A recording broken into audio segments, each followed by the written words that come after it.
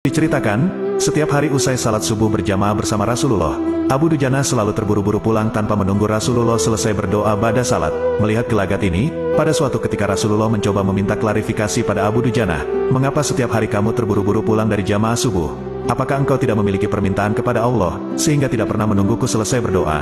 Ada apa? Tanya Rasulullah. Abu Dujana menjawab, begini ya Rasulullah, kata Abu Dujana memulai ceritanya, rumah kami berdampingan persis dengan rumah seorang laki-laki. Di atas pekarangan rumah milik tetangga kami ini, terdapat satu pohon kurma menjulang. Dahannya menjuntai ke rumah kami. Setiap kali ada angin bertiup di malam hari, kurma-kurma tetanggaku itu saling berjatuhan mendarat di rumah kami. Ya Rasulullah, kami keluarga orang yang tak berpunya. Anakku sering kelaparan kurang makan. Saat anak-anak kami bangun, apapun yang didapat, mereka makan. Oleh karena itu, setelah selesai salat, kami bergegas segera pulang sebelum anak-anak kami terbangun dari tidurnya. Kami kumpulkan kurma-kurma milik tetangga kami yang berceceran di rumah, lalu kami kembalikan kepada pemiliknya. Satu saat, kami agak terlambat pulang. Ada anakku yang sudah terlanjur makan kurma hasil temuan. Mata kepala saya sendiri menyaksikan, tampak ia sedang mengunyah kurma basah di dalam mulutnya. Ia habis memungut kurma yang telah jatuh di rumah kami semalam. Mengetahui itu, lalu jari-jari tangan kami masukkan ke mulut anakku itu, kami keluarkan apapun yang ada di sana. Kami katakan, nak, janganlah kau permalukan ayahmu ini di akhirat kelak. Anakku menangis. Kedua pasang kelopak matanya mengalirkan air karena sangat kelaparan. Wahai Rasulullah, kami katakan kembali kepada anakku itu, hingga nyawamu lepas pun, aku tidak akan rela meninggalkan harta haram dalam perutmu. Seluruh isi perut yang haram itu, akan aku keluarkan dan akan aku kembalikan bersama kurma-kurma yang lain kepada pemiliknya yang berhak. Mendengar itu, mata Rasulullah berkaca-kaca, butiran air mata mulianya berderai begitu deras.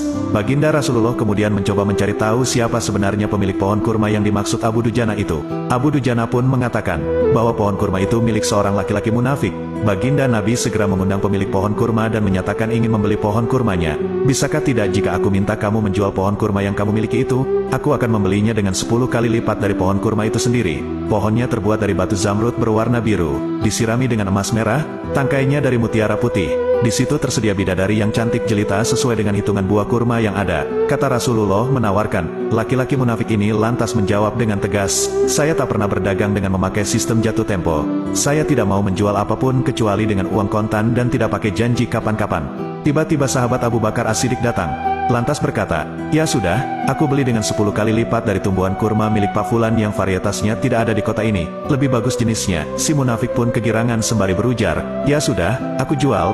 Abu Bakar menyahut, bagus, aku beli. Setelah sepakat, Abu Bakar langsung menyerahkan pohon kurma itu kepada Abu Dujana. Rasulullah kemudian bersabda, hai Abu Bakar, aku yang menanggung gantinya untukmu. Mendengar sabda Nabi itu, Abu Bakar bergembira bukan main, begitu pula Abu Dujana. Sedangkan si munafik berjalan pulang menemui istrinya, lalu menceritakan kisah yang baru saja ia alami. Aku telah mendapat untung banyak hari ini.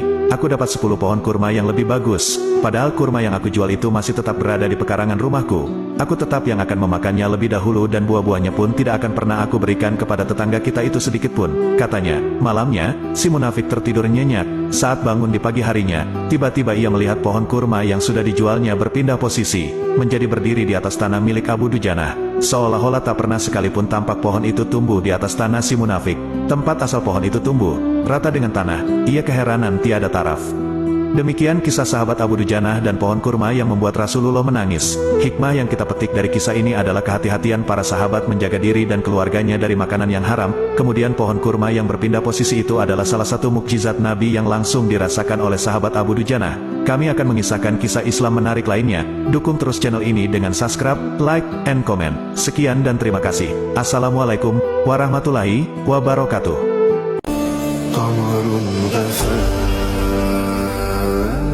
الشوق فينا لا ينام